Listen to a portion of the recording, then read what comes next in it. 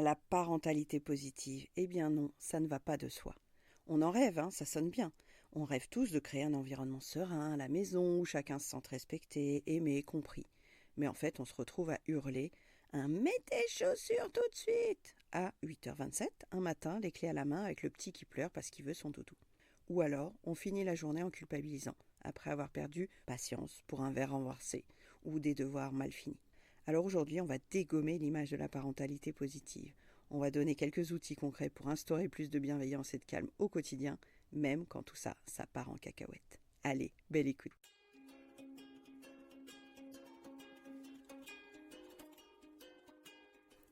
Bonjour, bienvenue sur Les Petits Plus Zen, le podcast pour faciliter et savourer sa vie en famille.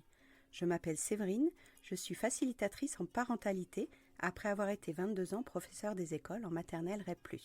Chaque semaine, je te propose ici des pistes et des thèmes approfondis sur la petite enfance, l'éducation et la communication pour que tu retrouves le plaisir des relations familiales sereines et épanouies.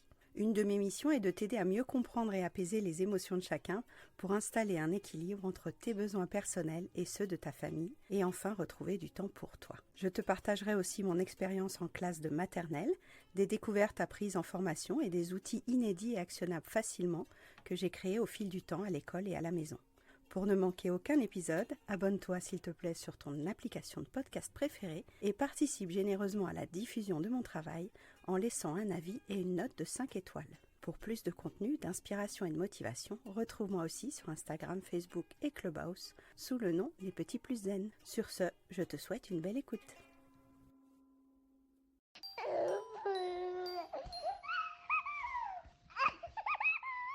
D'abord, c'est quoi la parentalité positive ? On pourrait imaginer que c'est un style d'éducation qui soit basé sur le respect mutuel, sur la communication bienveillante, sur l'empathie. Mais ça voudrait dire qu'il y a une parentalité négative. Et ça, personne n'a envie d'admettre, parce qu'on veut le meilleur pour nos enfants. Donc déjà par définition, la parentalité positive, ça n'existe pas. Ça ne va pas de soi. Parce qu'on va choisir de comprendre nos enfants plutôt que de les punir. On va choisir de poser un cadre sans violence, et en ce sens, ce serait une parentalité plus apaisée et plus positive. Mais est-ce qu'on a vraiment besoin de mettre le mot positif avec une parentalité ? Est-ce que ça ne devrait pas aller de soi que la parentalité soit empathique et non violente ? Un exemple concret, c'est ton enfant tape sur son frère. Au lieu de crier d'office « tu es méchant », tu vas essayer de dire « je vois que tu es en colère, on ne peut pas taper, tu peux me dire que tu n'aimes pas quand il te prend ton jouet, qu'est-ce qu'on pourrait trouver comme solution ?» C'est-à-dire que tu vas enseigner à ton enfant une autre manière de gérer ses flammes d'émotion, d'accueillir ce qu'il ressent, de trouver d'autres comportements sur son éventail de stratégies pour régler ses problèmes de manière plus apaisée. En aucun cas, le terme de parentalité positive va vouloir dire qu'on ne sera que dans un état d'esprit positif, qu'il n'y aura aucune émotion inconfortable et désagréable. Donc être positif, ce n'est pas être parfait, ce n'est pas ne voir que ce qui va bien, c'est cultiver une intention, c'est construire une relation saine et respectueuse, même quand ça tangue, même dans la tempête, même quand nos enfants donnent le pire d'eux-mêmes. Ce qui est bien normal, on rappelle, la maturité des enfants se construit jusqu'à 25 ans. Alors maintenant, pourquoi ce serait important pour toi et pour tes enfants d'adapter ta parentalité vers quelque chose de plus empathique et de moins violent ? La première chose, ce serait d'éviter la violence éducative ordinaire. Et ça, c'est un cycle patriarcal qui est installé depuis des dizaines et des dizaines d'années. On menace les enfants, on essaye de les dominer. Par exemple, vous entendez parfois au parc, si tu continues, tu seras privé de dessins animés, tu seras privé de dessert, ou je m'en vais, au revoir. Tout ça, ce sont des violences éducatives ordinaires. En cassant ce cycle, des cris, des peurs, de la menace, de la domination, on pourrait à la place dire « je comprends que là tu es agacé, j'aimerais que le moment du bain se passe dans le calme et si tu cours partout, tu risques de te faire mal. Je vais t'aider à choisir un jouet pour aller dans le bain. » Bien entendu, ça ne marche pas à tous les coups, il n'y a aucune baguette magique en parentalité, mais cette idée d'aller vers une parentalité plus apaisée, plus empathique, va casser au fil du temps la violence éducative banalisé et ordinaire. Ensuite, le deuxième avantage, c'est que nos enfants seront beaucoup plus confiants et beaucoup plus équilibrés. Ils se sentiront écoutés, ils oseront être autonomes, indépendants, faire des erreurs et ils se sentiront mieux dans leur peau. Par exemple, si un enfant va dire qu'il a peur de parler à sa maîtresse, au lieu de dire « allez, c'est rien, c'est bon, t'es pas un bébé », où on stigmatise, où on critique, où on juge, où on rabaisse, et vous entendez sans doute encore ça autour de vous, on pourrait répondre « je comprends parce que parler à un adulte, des fois, ça peut faire peur. Est-ce qu'on peut s'entraîner ensemble ? Est-ce qu'on peut essayer de trouver des mots qui seraient plus faciles pour toi pour lui parler ?» Et là, il va se sentir soutenu, il va se sentir moins jugé. Et évidemment, si nos enfants se sentent mieux et confiants, on aura un bien-être familial global qui sera beaucoup plus apaisé, avec de la complicité, avec de la connexion et moins de cris. Le soir, on pourrait instituer un petit rituel avec des câlins, avec une petite phrase de gratitude. Qu'est-ce que tu as aimé aujourd'hui ? Qu'est-ce que tu as appris aujourd'hui ? Parce que la connexion, ça se renforce, mais ça se travaille. Terminer la journée dans la douceur, montrer notre amour selon les 5 langages, comme vous avez entendu dans l'épisode, ça se pratique. On ne peut pas décider que notre parentalité soit positive sans y agir au quotidien, sans se donner les moyens de mettre ça en place. Et ça demande du recul, de la réflexion, voire, selon l'éducation qu'on a reçue, de la distance. Alors on passe à la pratique maintenant. Comment faire pour intégrer une parentalité plus empathique ? Évidemment, vous me voyez venir, je vais vous parler de la communication bienveillante. La communication non violente, fondée par Marshall Rosenberg, vous allez retrouver plusieurs épisodes sur le podcast qui en parlent, notamment le 27, le 56, le 107 et le 150 avec l'interview de Véronique Gaspard. En résumé, vraiment très résumé, c'est exprimer chacun nos besoins sans juger du comportement de l'autre. Exemple, pour une maman, classique, je me sens stressée quand il y a beaucoup de bruit, j'ai besoin de calme, est-ce que vous pouvez baisser la voix ou changer de pièce ? On énonce d'abord notre besoin, on énonce dans quel état ça nous met émotionnel, physique, et ensuite on fait une proposition ou une demande. C'est un schéma très raccourci, il nous faut à peu près 6 heures en formation pour développer ces étapes de la communication non violente. Donc si vous êtes intéressé, contactez-moi, je serai ravie de venir dans votre structure pour vous apprendre à parler en communication non violente et à réagir, à agir, à vivre en communication non violente. Un autre exemple avec ton ado. Si ton ado claque la porte ou laisse sa chambre dans un bazar incroyable, au lieu de dire « tu es irrespectueux »,« tu ne ranges jamais », on peut essayer de passer par ce qu'on ressent et nos besoins. Exemple, quand tu claques la porte, quand tu laisses tout traîner partout, moi je me sens mal, je me sens inconfortable parce que j'ai besoin qu'on se parle, j'ai besoin de pouvoir passer dans ma maison avec des choses rangées, avec des objets qui soient à leur place. Est-ce que tu pourrais éviter de claquer la porte ? Est-ce que tu pourrais refermer ta porte avec douceur ? Est-ce que tu pourrais remonter ton sac dans ta chambre ? L'autre en face, on rappelle qu'il ne sera pas obligatoirement d'accord pour accéder à notre demande. Mais c'est une manière de communiquer qui prend en compte la vision de l'autre, les actions de l'autre, les besoins de l'autre, et qui permet un échange, une négociation d'égal à égal, une demande horizontale. Deuxième astuce parmi les outils, ça va être le renforcement positif. On va essayer de valoriser constamment les efforts de nos enfants, et c'est différent des résultats. Par exemple, on peut lui dire « J'ai vu que tu as essayé de te laver les mains tout seul, bravo !» Et ça encourage son autonomie. Oui, il y a peut-être du savon partout, de l'eau partout, la serviette est tombée. Mais on peut voir aussi l'effort, le positif. À chaque fois que notre enfant fait une action, il nourrit un de ses besoins. Ça peut être sur sa rayure verte d'autonomie, de choix, de liberté, d'indépendance.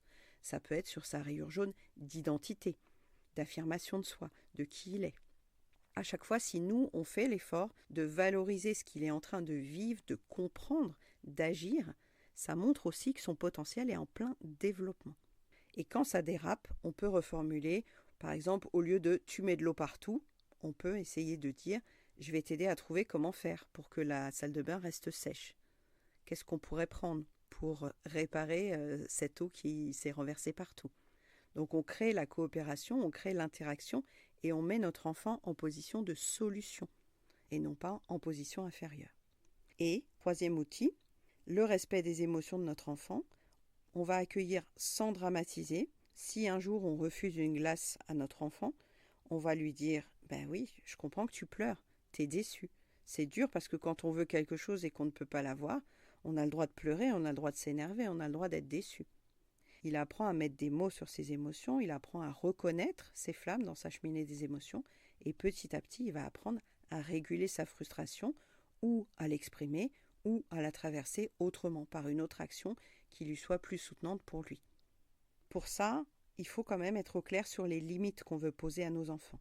Que les limites soient explicites, que les limites soient respectueuses.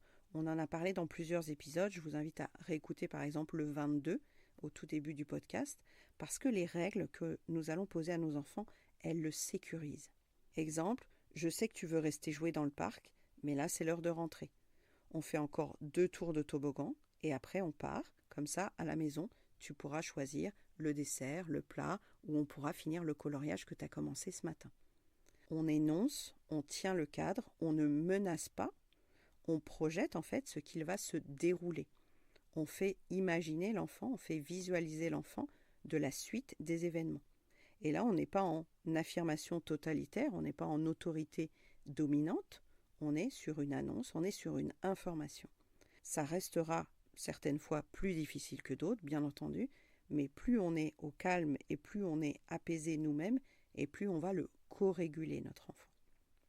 Dans les crises, allons-y franchement, puisqu'on est dans ce thème, au lieu d'escalader, d'envenimer, d'attaquer, puisque c'est nous l'adulte, il va falloir qu'on trouve des moyens de redescendre nous-mêmes dans notre cheminée des émotions avant de répondre à notre enfant. Et ça nous est tous arrivé d'avoir un enfant qui hurle, qui dit « t'es méchante, je te déteste ». Ça, c'est l'expression de la frustration de notre enfant. Nous, en face, on peut très bien respirer, encaisser intérieurement, parce que c'est dur d'entendre ça, parce que ça nous fait mal, parce qu'on aurait tendance à le prendre personnellement. Mais on pourrait répondre « Ah oui, t'es vraiment très en colère, mais tu sais, même quand tu cries, je t'aime quand même. » Et quand on sera tous les deux plus calmes, on pourra en reparler. On lui assure notre amour inconditionnel. On lui envoie un message de sécurité affective.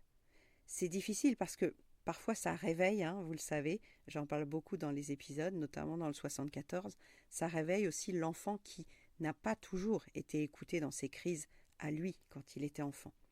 Donc on a ces petits fantômes d'héritage éducatif qui se réveillent en nous, et ça peut être difficile de régler les crises de nos enfants en direct, parce qu'on est déclenché, parce qu'on est contaminé. C'est aussi un épisode que tu retrouveras dans l'épisode 71.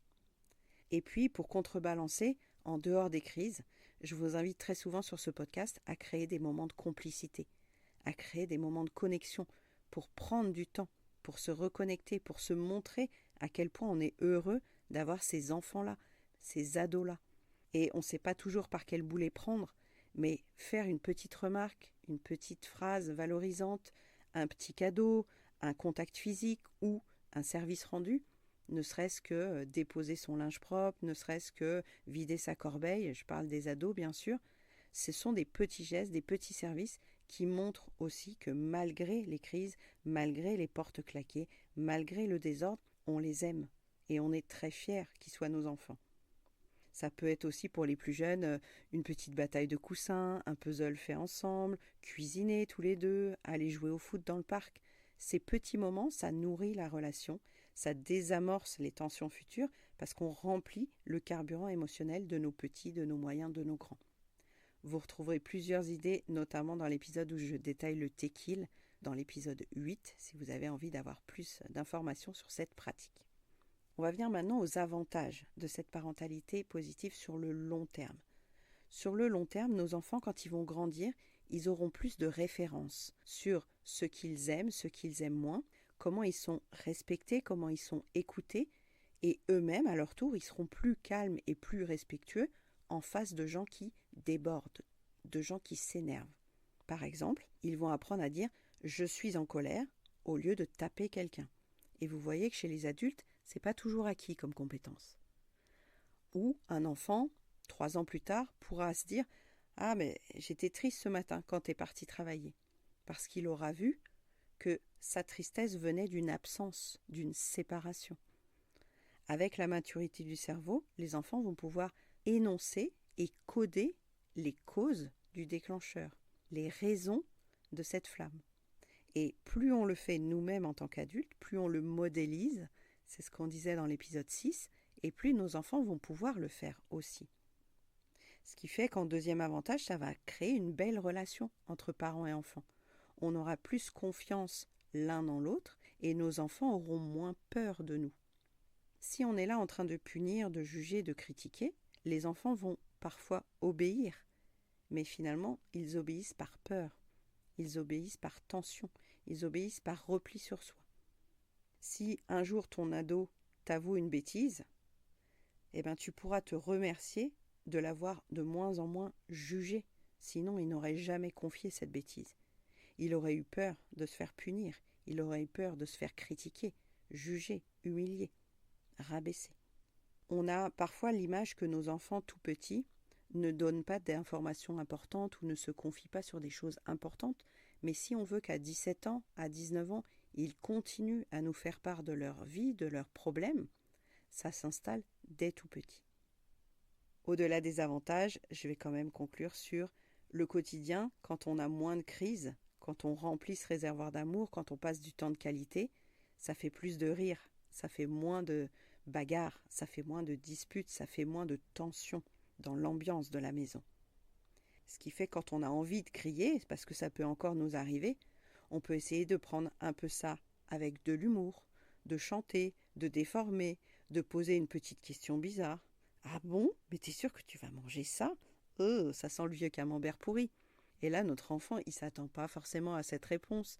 Il ne s'attend pas à ce qu'un adulte soit moins sérieux. Et c'est quelque chose qu'on utilisait beaucoup en classe. Passer par l'humour, passer par la chanson. Et la tension, elle se transforme en surprise au début, et puis en connivence, en complicité, et puis, des fois, ça désescalade, ça redescend, cette tension. Donc j'espère qu'au terme de cet épisode, vous avez vu que la parentalité positive en tant que telle n'a aucun sens. Ça reste une étiquette complètement creuse. Ça ne va pas de soi. C'est uniquement la posture de l'adulte qui va pouvoir d'abord accueillir ses propres émotions à lui, pour ensuite ajuster ses phrases, ses mots, son comportement devant les petits, les moyens ou les ados. C'est un chemin sur le long terme. Et bien sûr, on va trébucher, et bien sûr, on va parfois réussir, et à chaque fois qu'on va choisir la connexion, la bienveillance, l'écoute, le respect, plutôt que la domination, plutôt que la réactivité, plutôt que le jugement ou la critique, on va planter aussi chez nos enfants, et dans la relation, une graine de paix. C'est ce qu'on veut au fond, c'est que nos enfants puissent vivre paisiblement et avec nous et plus tard, et que nous, en tant que parents, on se sente apaisés. J'espère que cet épisode t'a inspiré. Tu peux le partager avec une maman qui a besoin de beaucoup plus de douceur dans sa vie. Et puis tu peux venir me dire sur les réseaux quel outil tu vas tester dès aujourd'hui. Est-ce que tu veux plutôt te lancer dans la communication non violente, dans le renforcement positif ou dans l'accueil des émotions? J'adore vous lire. Merci pour vos petits messages. Et on peut aussi se retrouver en séance pour aller plus loin. À bientôt. Belle semaine à tous.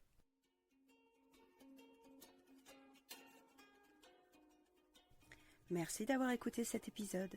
Tu peux retrouver les thèmes et les épisodes précédents aussi sur lppzen.com/lepodcast. Pour soutenir mon travail, je t'invite à noter, commenter et partager le podcast, notamment sur ton application préférée, comme Apple Podcast par exemple. Ton soutien est important pour moi pour permettre à d'autres parents de retrouver la sérénité en famille. On se retrouve pour un prochain épisode très bientôt et en attendant, prends bien soin de ta cheminée des émotions et de ton arc-en-ciel des besoins. À très vite.